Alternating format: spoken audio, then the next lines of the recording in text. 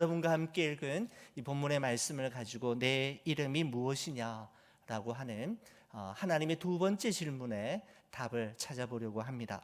여러분, 성경에서 가장 먼저 나오는 하나님의 질문, 하나님께서 온 인류에게 던진 첫 번째 질문이 내가 어디 있느냐이었다면, 야곱이라고 하는 한 인생의 모든 것을 송두리째 바꾸어 놓았던 위대한 두 번째 질문은 내 이름이 무엇이냐 이었습니다. 여러분, 감수성이 아주 풍부했던 저의 중고등학교 시절, 제가 시를 좋아하게 된 결정적인 역할을 했던 시가 한 두 편 정도가 있었는데, 죽는 날까지 하늘을 우러러 한 점 부끄럼 없기를, 잎새이는 바람에도 나는 괴로워했다.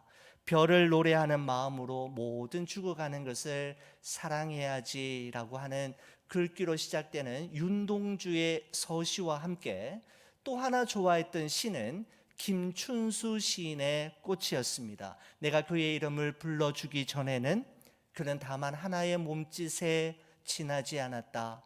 내가 그의 이름을 불러주었을 때 그는 나에게로 와서 꽃이 되었다.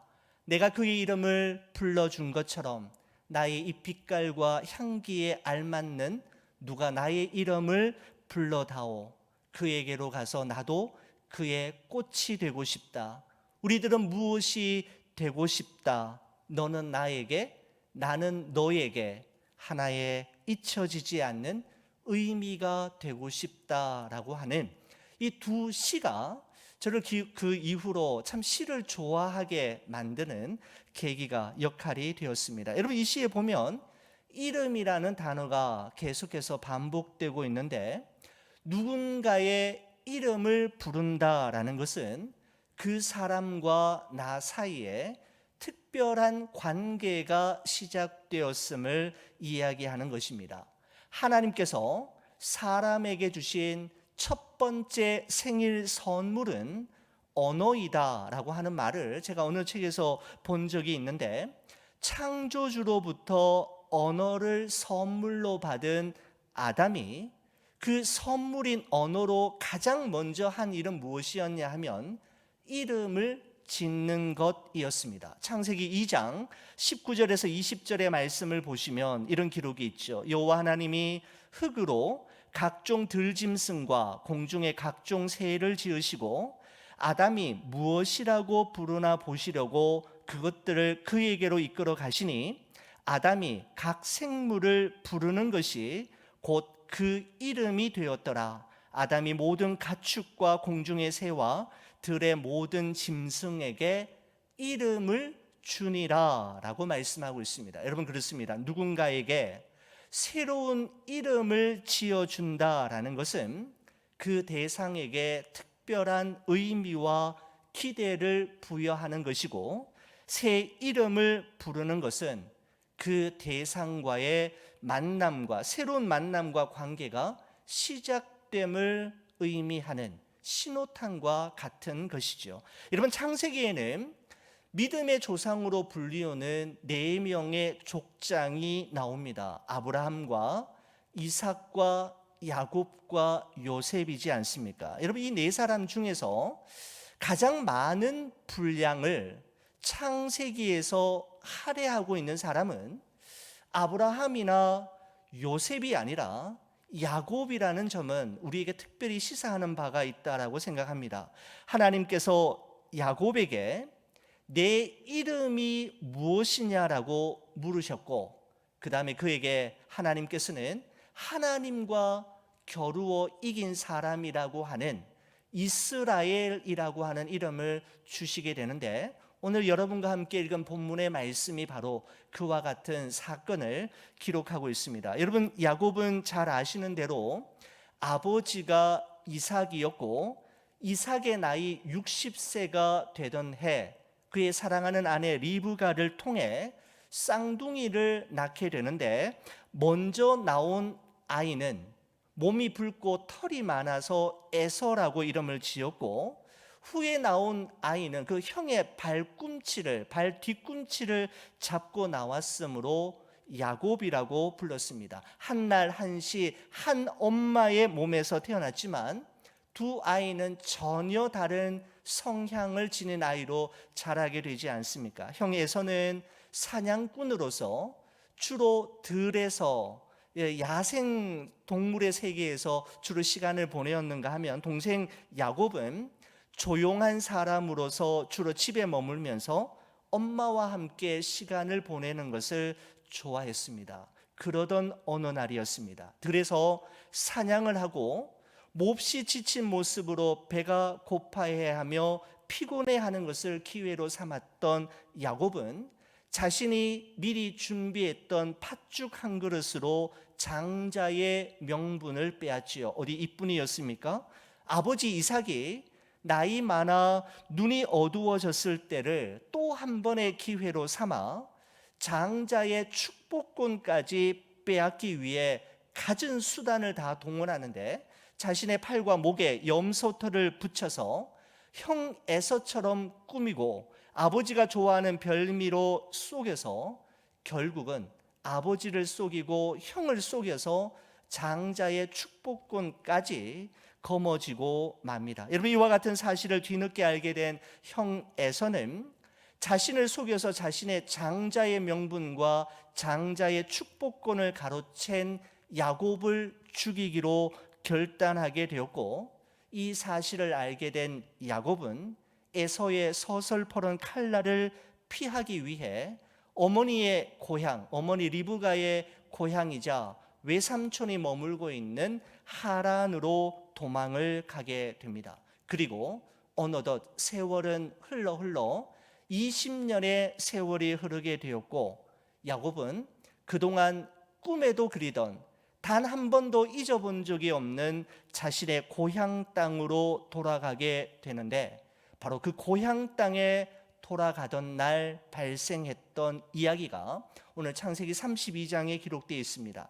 20년 만에 그리운 고향 땅을 향해 가벼운 발걸음으로 출발했지만 그 땅에 가까이 다가올수록 그의 마음과 발걸음은 함께 무거워지게 되었는데, 그것은 그 땅에 들어가기 전에 반드시 넘어야만 하는 높은 산과 건너야만 하는 넓은 강과 같은 존재가 버티고 있었는데, 바로 형 에서이었습니다. 사전 정보에 의하면 형 에서는 지금 400명의 사람들을 이끌고 질풍노도와 같은 기세로 동생 야곱을 향해 달려오고 있다라는 소식을 들었습니다. 이제 날이 새면 형 에서와 대면해야 하는 야곱은 그의 생에 가장 깊은 고독의 순간과 맞닥뜨려야만 했습니다. 그 깊은 고독의 밤을 성경은 다음과 같은 짧은 표현으로 우리에게 전해주고 있습니다. 야곱은 홀로 남았더니라는 표현입니다. 야곱은 자신의 생애에서 언젠가 한 번은 반드시 마주쳐야 할, 절대로 피할 수 없는 이 순간, 그는 홀로 남기를 결단하게 됩니다. 여러분, 세상에서 사람들은 소위 잘 나갈 때, 또 모든 일들이 술술 잘 풀릴 때는 사람들과 시간을 많이 가집니다.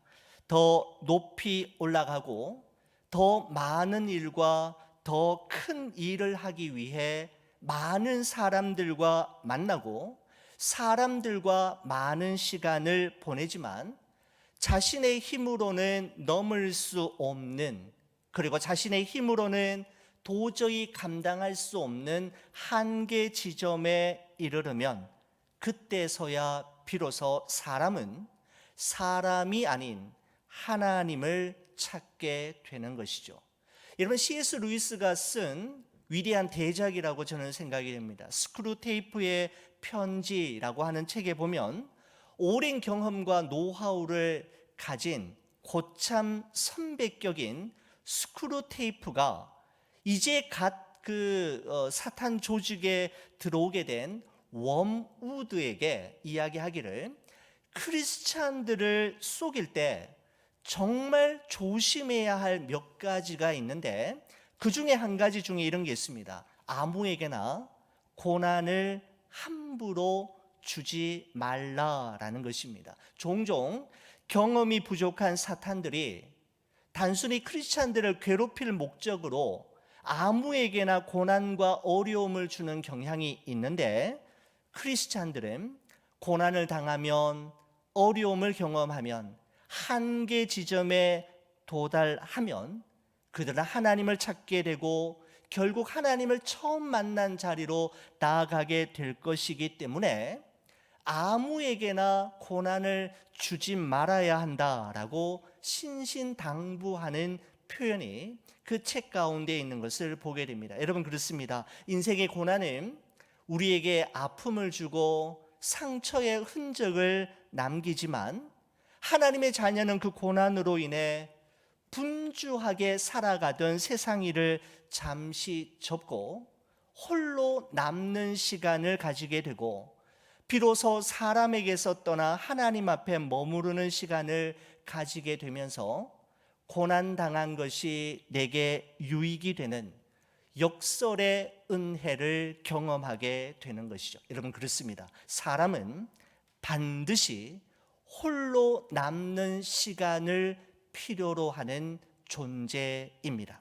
이제 야복강 나루에 홀로 남은 야곱은 그의 생에 영원히 잊지 못할 하나님의 천사와의 씨름을 하게 되지요. 여러분, 돌아보면 지난날 야곱은 장자권을 빼앗기 위해 형 에서와 씨름을 했고, 축복권을 가로채기 위해 눈이 어두운 아버지 이삭과 씨름을 했으며, 더 많은 재산과 성공을 위해 지난 20년 동안 외삼촌 라반과 씨름을 했습니다. 여러분, 그러나 이날 야곱은 더 이상 사람과 씨름한 것이 아니라 그의 생에 반드시 한 번은 씨름해야 될 그 결정적인 한 분인 하나님과 씨름하게 되는데, 야곱은 에서를 만나기 전에 하나님을 먼저 만나야만 했기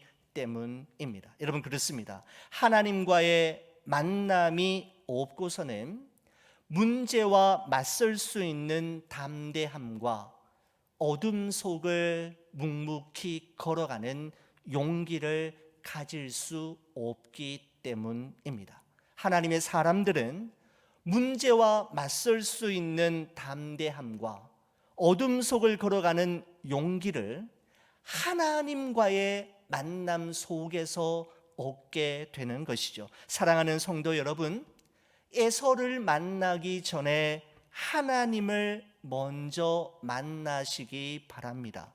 그래서 조지 뮬러 목사님은 자기가 목회하는 성도들에게 늘 강조해서 했던 말씀이, 하나님보다 앞서지 말고 기도보다 앞서지 말며 성령의 인도하심보다 앞서지 말라라는 말을 그의 성도들에게 늘 말씀하셨다고 합니다.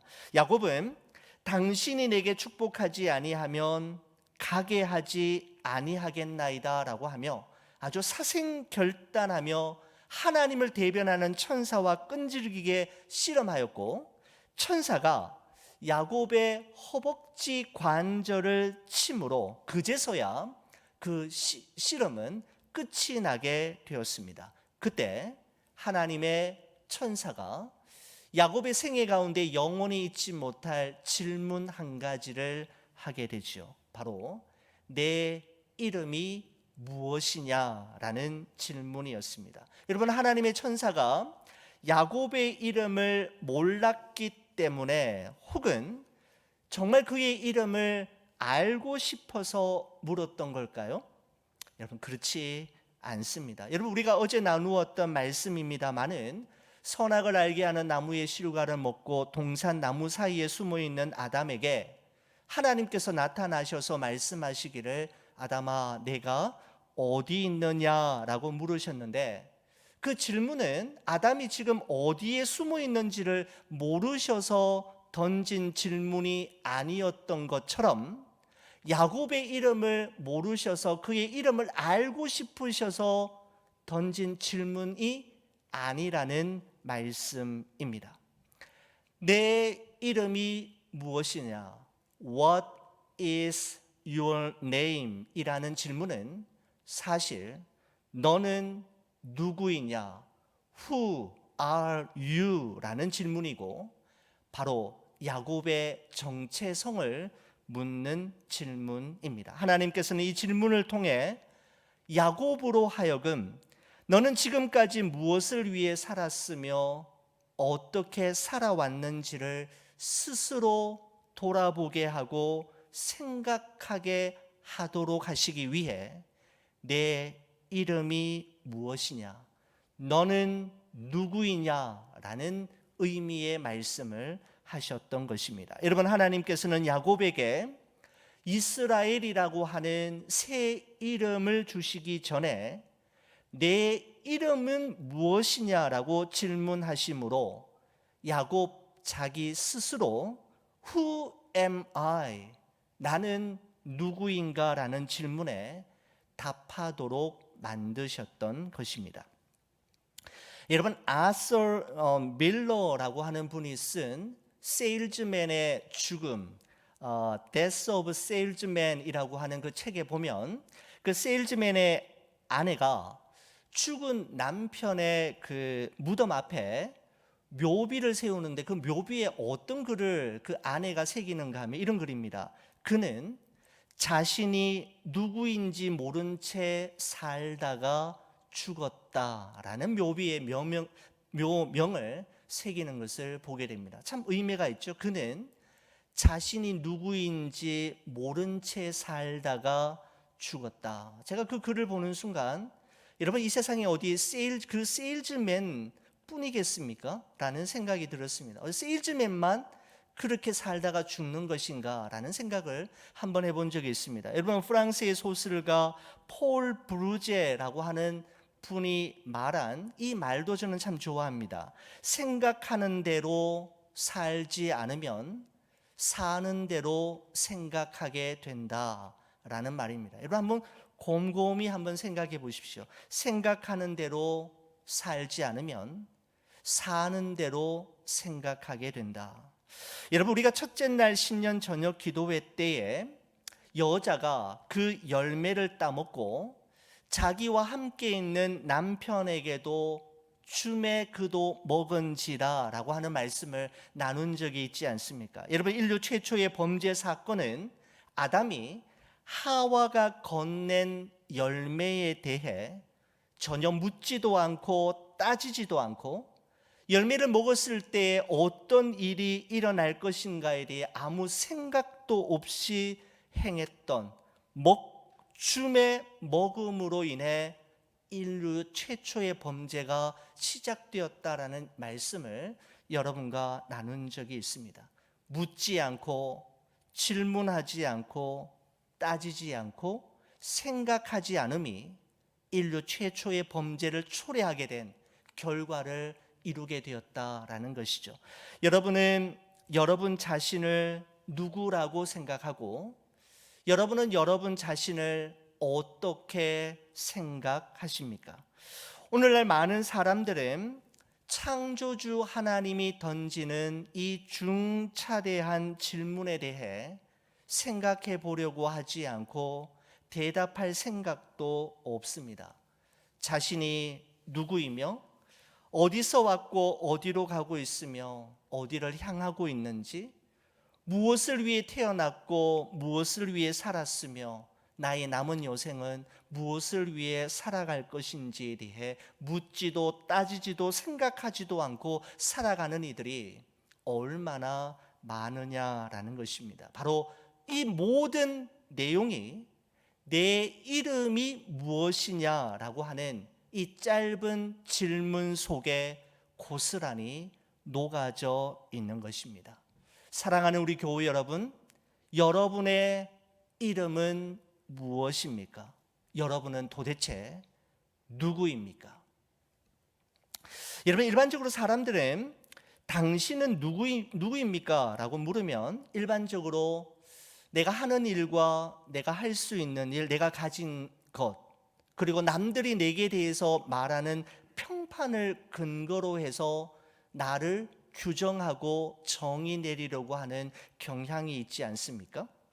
여러분, 예수님을 시험하러 왔던 사탄의 유혹도 그와 같았다라고 저는 생각이 됩니다. 네가 만일 하나님의 아들이거든 이 돌들로 떡덩이가 되게 하라. 네가 만일 하나님의 아들이라면 이 성전 꼭대기에서 뛰어내려 보라. 네가 만일 하나님의 아들이라면 이 세상의 모든 영광을 취함으로 내 자신의 존재를 입증해 보이라고 이야기하지만, 예수님은 자신이 할 수 있는 일과 세상 사람들이 자신에 대해서 하는 말로 자기 자신을 입증하시지 않으셨습니다. 오히려 하나님께서 하신 말씀 속에서 자신이 누구인지를 밝히셨는데, 마태복음 3장에 보면 이런 말씀이 있습니다. 여러분, 예수님께서 그 사탄에 의해 광야에서 시험 받으시기 바로 직전에 예수님이 세례 요한에 의해 요단강에서 세례를 받으시지 않습니까? 그때 하늘로부터 들려오는 음성이 있었는데, 그때의 상황을 마태복음 3장은 우리에게 이렇게 말씀해 주고 있습니다. 예수께서 세례를 받으시고 곧 물에서 올라오실새 하늘이 열리고 하나님의 성령이 비둘기같이 내려 자기 위에 임하심을 보시더니 하늘로부터 소리가 있어 말씀하시되 이는 내 사랑하는 아들이요 내 기뻐하는 자라 하시니라 라는 말씀입니다. 내 사랑하는 아들이요 내 기뻐하는 자라, 즉 하나님께서 사랑하시는 아들, 하나님께서 기뻐하시는 사람, 이것이 바로 예수님 자신의 정체성이었습니다.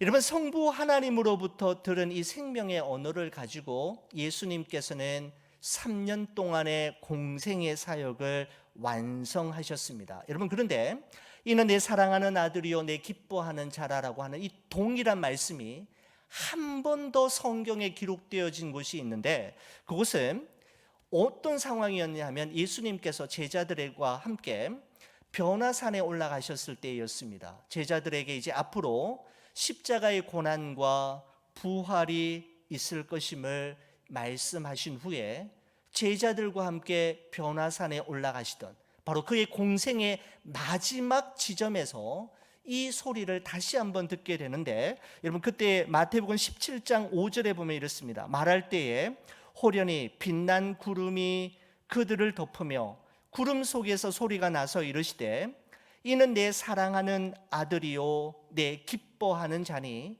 너희는 그의 말을 들으라 하시니라 라고 말씀하고 있습니다. 예수님은 그의 공생애가 시작하던 날 요단강에서 들었던 그 생명의 말씀을 가지고 그의 생의 마지막 공생의 단계에서 그 말씀을 또다시 붙잡고 골고다 언덕 위를 올라가셨으며 십자가의 고난과 죽음을 이겨내시고 마침내 부활하셨습니다. 죄는 없으시지만 사람의 몸을 입고 오신 예수님이셨기 때문에 참으로 견디기 힘들고 참 외롭고 고통스러운 순간들도 많으셨지만, 예수님의 공생의 사역의 시작과 마지막 순간은 성부 하나님으로부터 들었던 너는 내 사랑하는 아들이요 내 기뻐하는 자라 라고 하는 이 말씀이 예수님으로 하여금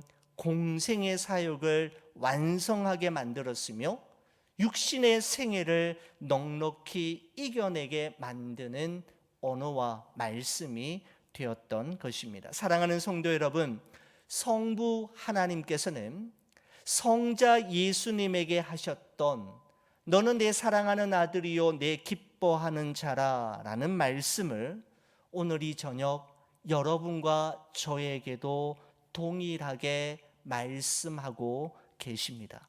하나님께서 나를 알아주시고 하나님께서 나를 인정해 주시되 너는 내 사랑하는 아들이요 너는 내 기뻐하는 딸이다 라는 말씀을 들을 때 우리는 새 힘과 용기를 얻게 되고 죄와 유혹으로부터 우리 자신을 지켜낼 수가 있게 되는 것이죠.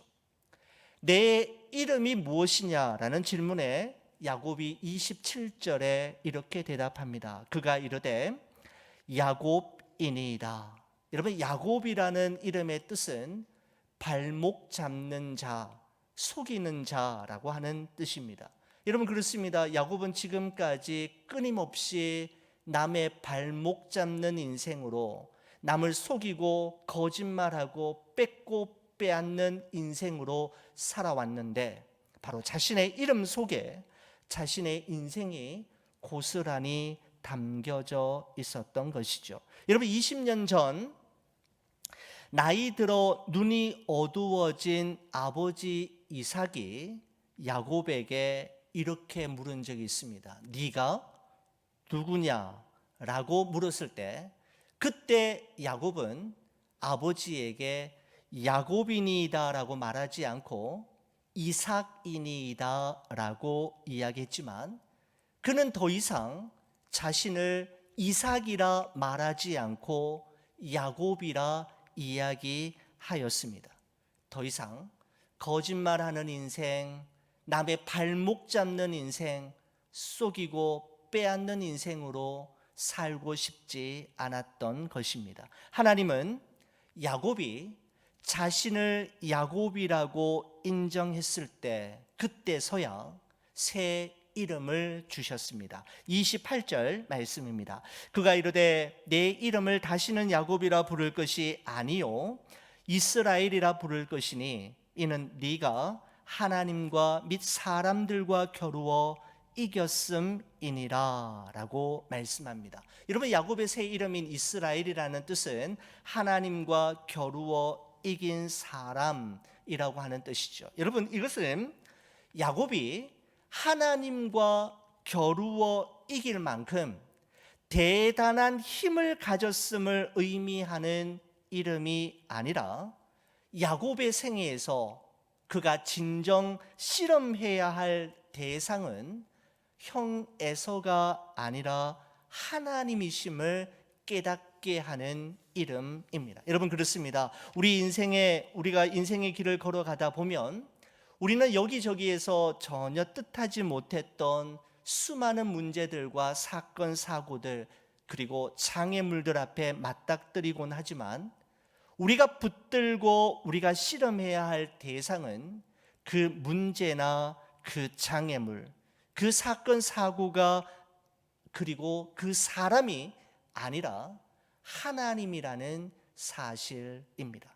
속이고 거짓말하는 인생, 누군가의 발목 잡는 인생으로 허물과 죄로 얼룩졌던 야곱의 일생이 약복 나루에서 하나님을 붙잡음으로 이스라엘이라고 하는 새로운 인생을 시작하게 된 것처럼 여러분과 저 또한 그 사람, 그 문제가 아닌 하나님을 붙잡음으로 새로운 삶을 시작할 수 있음을 오늘 이 창세기 32장은 우리에게 말씀하고 있는 것입니다. 사랑하는 우리 교우 여러분, 하나님께서 우리 인생에 던지는 두 번째 질문은 내 이름이 무엇이냐입니다. 여러분, 이 질문은 Who am I? 나는 누구인가? 라는 질문과 동일한 질문입니다.